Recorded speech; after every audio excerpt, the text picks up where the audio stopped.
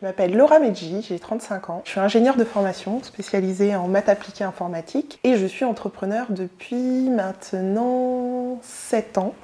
J'ai cofondé en 2016 Tractor, qui est la première plateforme de location d'engins de chantier entre professionnels. Et je suis depuis 2021 associée chez Epoca, qui est une solution permettant le maintien à domicile de patients âgés polypathologiques. Si je devais me résumer en 3 mots, je dirais aventurière, résiliente et empathique. Mon aventure entrepreneuriale en chiffres clés, 2016, l'année où je rejoins Tractor et où je le confonde avec mes 2 associés Idir et Julien. 16 millions d'euros qui correspond à peu près à la somme levée avec Tractor et qui permet aujourd'hui d'être présent sur tout le territoire. Et je rajouterai 2021 qui est l'année où j'ai rejoint Epoca.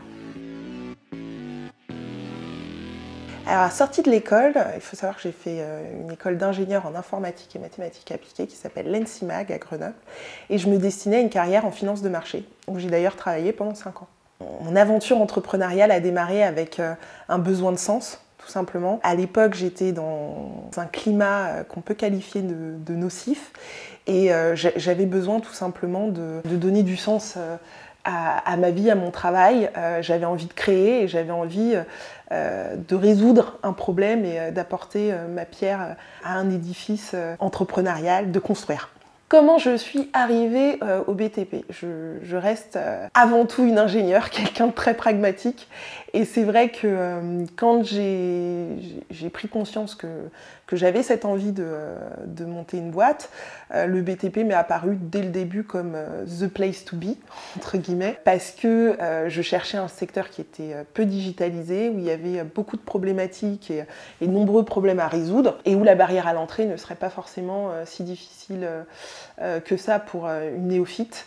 Et donc le BTP s'est un peu imposé comme ça. Alors une fois que j'ai eu ciblé le secteur, j'ai eu une idée, tout simplement. Idée que j'ai confrontée, comme beaucoup d'entrepreneurs, je pense, avec mon cercle professionnel et personnel, mais avec des personnes qui n'étaient pas issues de ce secteur-là. Et donc j'ai eu besoin très vite d'aller confronter mon idée auprès du grand public, auprès de gens que je ne connaissais pas. Et donc je me suis rendue à un Startup Weekend pour pitcher mon idée, qui s'est fait démolir par celui qui allait devenir mon futur associé, Idia.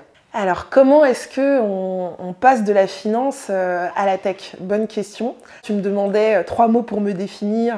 Il y en a peut-être un 4e qu'il faudrait que je rajoute, qui est le pragmatisme. Parce que déjà, le switch pour moi entre la finance et l'écosystème startup, la tech, apparaissait comme plus ou moins logique, dans le sens où j'ai fait des études informatiques. Le passage de ce que je pouvais faire en banque au web ne m'apparaissait pas insurmontable, et donc j'ai commencé dès le début à m'auto-former sur différentes plateformes, Coursera, Udemy, à acheter des bouquins et à choisir une techno et à commencer à m'entraîner toute seule parce que j'avais les bases qui le permettaient. Maintenant, dès que j'ai rejoint Tractor, la problématique était de sortir un produit professionnel d'entrée de jeu. Le co-construire toute seule quand on ne vient pas du secteur, c'est très compliqué, et donc très vite, ce côté pragmatique m'a amené à me rapprocher de mon écosystème et à me trouver des mentors, à challenger mon code auprès de personnes seniors. Alors le syndrome de l'imposteur, c'est quelque chose que beaucoup de gens ressentent. Dans mon cas, c'était peut-être encore plus marquant parce que j'étais dans une reconversion professionnelle et donc de fait, je ne me sentais pas à l'aise sur mes 2 jambes. Et un moyen pour moi de surmonter cela, ça a été de me rapprocher, encore une fois, de l'écosystème tech, des meet-up organisés par les membres de ma communauté, qui était la communauté Ruby on Rails, et de grandir tout simplement entouré par des seniors et par des mentors. Et donc ça m'a permis, en confrontant mon code à des gens qui, quelque part, savaient ce qu'ils faisaient, ou en tous les cas le faisaient depuis beaucoup plus longtemps que moi, de gagner en légitimité à titre personnel, auprès de mes équipes et puis auprès de l'écosystème de manière plus large. Alors le background, je l'avais quand même un peu, parce que c'est vrai que sur le papier, en tous les cas, mes études correspondaient au secteur dans lequel je me dirigeais. Maintenant, j'avais pas l'expérience, parce que moi, en sortie d'école, j'ai choisi la finance. Donc comment j'ai été accueillie? J'ai été accueillie, ma foi, de manière très chaleureuse, parce que y a un déficit de femmes dans ces métiers de la tech, encore plus sur des métiers de développeurs, donc ce qui est rare est quelque part un peu cher. Donc je tiens à dire que les membres de la communauté Ruby et puis de manière plus générale de la communauté tech startup m'ont très bien accueilli. J'ai reçu beaucoup d'aide.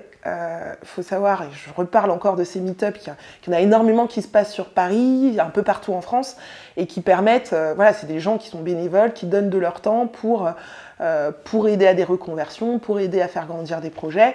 Et donc moi, j'ai absolument pas senti d'animosité, au contraire, de la curiosité, de la joie de voir que il y avait des profils différents, des profils féminins, des profils ingénieurs en plus qui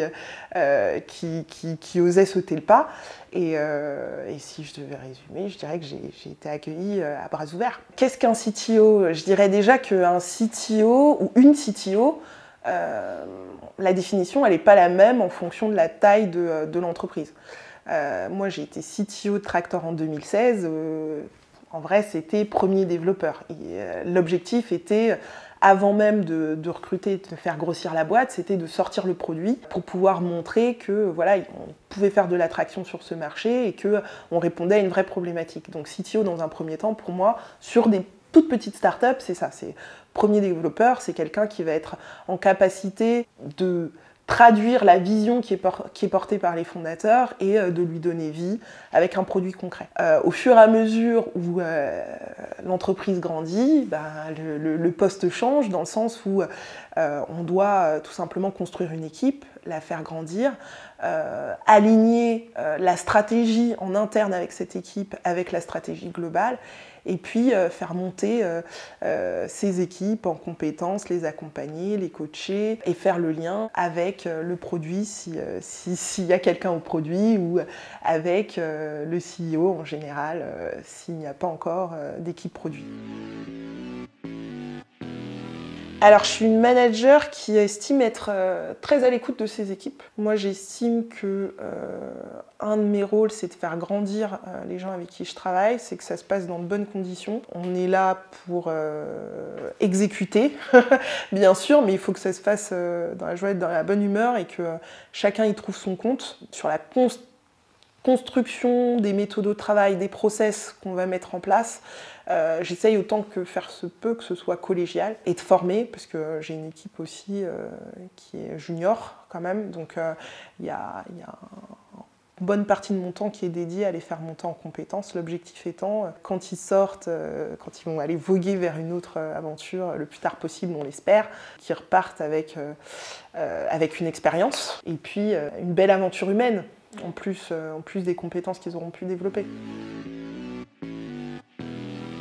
Je ne suis pas quelqu'un qui, dès l'enfance, savait ce qu'il voulait faire, avait une route toute tracée, avait son plan sur 20 ans et le déroulait. Ce qui m'a toujours fait avancer, en fait, c'est la peur. C'est d'arriver à isoler vraiment quelles étaient mes peurs les plus corrosives, quelque part, celles qui me faisaient le plus mal, et d'essayer de trouver un moyen de les surmonter. Ou en tout cas de ne pas aller vers l'échec que je voyais au bout de cette peur. Et donc j'ai un schéma mental que j'ai créé pour m'aider à communiquer avec toutes les Laura qu'il y a à l'intérieur. Voilà, parce que on est tous un peu multiples, donc il y a la casse-cou, mais il y a aussi la peureuse comme tout le monde, il y a la rationnelle, il y a l'irrationnel. Et donc ce que j'essaye de faire avant de prendre de grosses décisions, c'est de réunir tout le monde et de faire un arbre logique, mental. Donc je donne la parole à chacune de mes facettes, sur une peur donnée ou sur une interrogation que je peux avoir, et j'essaye de dérouler en fait le fil, en me disant si je fais ça, qu'est-ce qui va se passer, si je fais ça, qu'est-ce qui va se passer, et je fais un schéma, un arbre logique comme ça. Et c'est comme ça en fait, pour moi, c'est un outil d'aide pour vaincre mes peurs, parce que j'arrive toujours à les rationaliser. Typiquement, quand je décide en 2015 que la finance c'est bientôt fini pour moi et que je vais faire un jump entrepreneurial, c'est très effrayant parce que là je quitte une position où grosso modo j'ai les fesses au chaud quand même. J'ai un bon travail, j'ai un bon salaire, je suis loin d'être à plaindre. Et puis, je décide de faire un saut vers l'inconnu sans savoir ce qui m'attend derrière. Et pour beaucoup, dans mon entourage, ça paraît fou. Pour moi aussi, ça paraît... la rationnelle en moi me dit, mais attends, est-ce qu'on est sûr de cette histoire? Est-ce qu'on est sûr que c'est la bonne idée? On n'est pas forcément sûr. Et en fait, en faisant ce schéma logique, à ce moment-là, je me dis, en fait, c'est ce qu'il faut que je fasse. Parce que si je le fais pas à cet instant T. Potentiellement, je ne serai pas en capacité de le faire ou ce sera beaucoup plus difficile dans quelques années parce que, je ne sais pas, j'aurai une famille, j'aurai des responsabilités qui feront que je serai moins flexible sur tout un tas de sujets. Et comme ça, de fil en aiguille, en me disant, voilà, il faut que je le fasse maintenant parce qu'il y a cette question de temporalité, parce que aussi, ce que je peux voir à cet instant dans mon expérience professionnelle et qui me fait peur, je me dis, j'ai absolument pas envie de me retrouver dans 10, 15, 20 ans dans les situations que je peux voir autour de moi. Et donc, ce qui paraît peut-être être fou au début, en me faisant ce petit schéma logique, j'arrive très vite à me dire, en fait, c'est rationnel de se dire que cette peur de rester dans un écosystème qui ne te convient pas, il faut l'écouter, quitte à aller vers l'inconnu que tu ne maîtrises pas. Il faut savoir oser. On en revient à cette notion de risque. Il n'y a pas de grosse réussite sans gros risque quelque part. Les deux sont forcément corrélés. Donc, pour moi, d'autant plus quand on se lance dans une aventure entrepreneuriale, on n'est jamais sûr de ce qui nous attend derrière. Et c'est ce qui fait aussi un peu la beauté du chemin. En tout cas, moi, c'est ce que j'aime dans cette vie. C'est le fait que ça se renouvelle en permanence, qu'on ne peut pas anticiper ce qui va se passer dans une semaine, un mois, même si on essaye toujours, mais les aléas font partie de l'aventure entrepreneuriale. Donc bien sûr qu'il faut oser. Il faut oser se lancer en premier lieu. Et ça peut faire peur parce que c'est un saut dans le vide et que les idées préconçues qu'on peut avoir sur l'entrepreneuriat, tant qu'on ne s'est pas lancé, au moment où on se lance, on se rend forcément compte qu'il y a un décalage entre ce qu'on avait rêvé et la réalité. Ça nécessite d'oser sauter dans le vide sans savoir ce qui nous attend derrière. Mais une fois qu'on a fait ce premier jump et qu'on s'est lancé dans l'aventure entrepreneuriale, ça ne fait que démarrer parce qu'il faut continuer à oser en permanence parce qu'on ne sait pas tout, donc il faut oser aller demander de l'aide, oser se faire mentorer, oser pivoter, oser prendre des risques. Cette notion d'audace, elle est présente tout au long du parcours entrepreneurial pour moi. Quelque chose que je conseille, que ce soit à des jeunes entrepreneurs que je peux mentorer ou avec qui je peux échanger, c'est d'échouer le plus vite possible. D'être à l'écoute, en premier lieu, même avant d'oser échouer, je dirais d'être à l'écoute.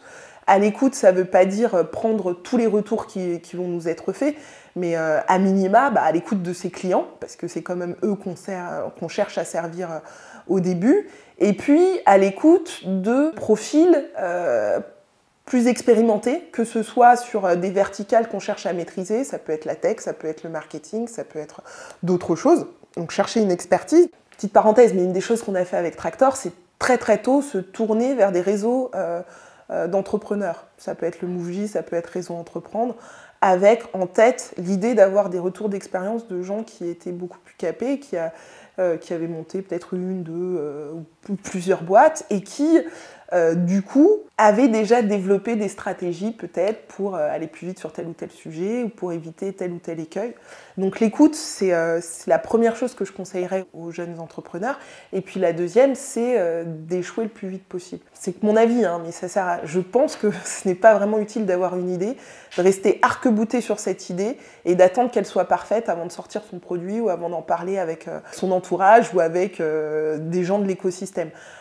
Plus vite on se fait démolir, entre guillemets, son idée, ou on se fait recadrer, recentrer sur tel ou tel point, et moins on perd de temps, moins on a de risque d'échec. C'est important d'avoir cette capacité à se remettre en question, oser échouer et se relever, parce que c'est ça aussi le parcours d'un entrepreneur. Je n'ai jamais entendu parler en tout cas d'un entrepreneur, j'en connais pas, j'attends qu'on me cite un nom de quelqu'un qui dès le début avait une idée, a tout déroulé, a déroulé son plan tel qu'il l'avait imaginé et ça a fonctionné. L'échec, c'est une partie inhérente d'une aventure comme ça et plus tôt on accepte de faire des petits échecs et d'itérer et mieux ça se passe en général.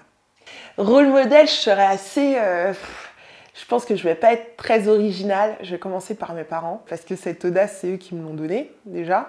Après, moi, j'ai eu cette chance aussi Je suis sur deux rives, deux continents.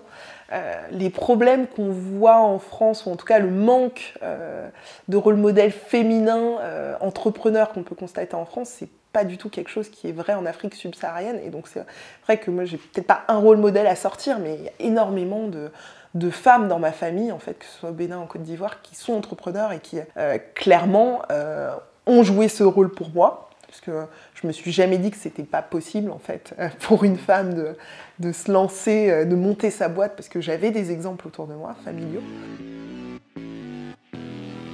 On va pas se mentir, c'est moins valorisé pour une femme de prendre des risques que pour un homme, et ce dès l'enfance. Un petit garçon qui va prendre de petits risques, on va plus facilement parler de casse-cou sans que ce soit péjoratif, mais pour une petite fille, on s'attend... en général, les qualités qu'on met en avant, c'est plutôt les côtés sages, à l'écoute, et ça conditionne quelque part, hein, dès cette enfance. Moi, si je reviens à ma propre éducation, je sais que ce goût du risque qui vient aussi du fait que déjà mon père il voulait un garçon, il avait une fille, donc il a fait avec ce qu'il avait.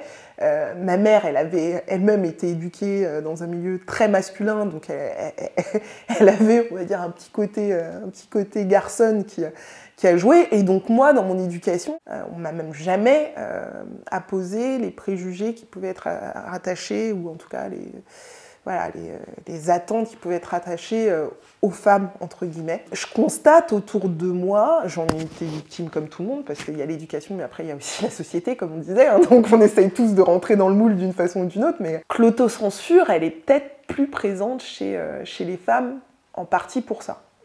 Et donc je pense que cette question des rôles modèles, elle a toute son importance pour parvenir à une parité dans l'écosystème. Maintenant, de manière plus large, si on sort... parce que là, on va... Alors le focus, c'est quand même femmes et tech, mais on peut parler aussi de diversité sociale. On est dans un secteur qui est quand même très endogamique, sans surprise. Moi, j'ai fait le parcours classique, on va dire, de la bonne élève, hein, prépa, grandes écoles, finance, tout ça. Les gens que je retrouve dans l'écosystème French Tech, c'est les mêmes que j'avais en prépa, c'est les mêmes que j'avais en école. C'est cool de voir qu'il y a des initiatives quand même qui essayent de faire changer les choses. Je pense aussi à French Tech Tremplin. Je pense à Startup Banlieue aussi, qui est une association qui vise à promouvoir l'entrepreneuriat dans les quartiers, à Diversity Days. Enfin bon, il y a tout un tas d'acteurs ou déterminés, il y a tout un tas d'acteurs qui travaillent sur ces sujets. Il y a encore beaucoup à faire, mais petit à petit, on est en train de faire changer les choses, je pense, à notre niveau. En ce qui me concerne moi, ce que représente le succès, c'est quelque part la liberté, déjà. Le fait de pouvoir m'autoriser des aventures, de ne pas être rattaché à un environnement qui ne me correspond pas et dans lequel je ne me sens pas épanouie ou qui est nocif. C'est le fait aussi d'avoir une stimulation intellectuelle constante et de pouvoir contribuer à des projets, apporter des compétences pour résoudre des problématiques concrètes. Ça fait partie de ma réussite personnelle. Qu'est-ce que j'aimerais qu'on dise de moi dans 5-10 ans ce que j'aimerais qu'on dise de moi aujourd'hui déjà, que je suis quelqu'un d'ouvert, à l'écoute, que je ne suis pas quelqu'un qu'on peut abattre facilement. Quel que soit... quelqu'un... on dit rarement de quelqu'un qu'il est résilient, mais moi, c'est une des qualités qui est le plus importante pour moi. Donc, j'aimerais qu'on mette ça en avant. Et puis, dans ce que les gens peuvent dire de moi, j'espère apporter un petit peu de ce qui m'a été apporté dans mon aventure entrepreneuriale et donc pouvoir faire grandir aussi un certain nombre d'entrepreneurs. Pouvoir les avoir aidés sur des petites problématiques ou des plus grosses.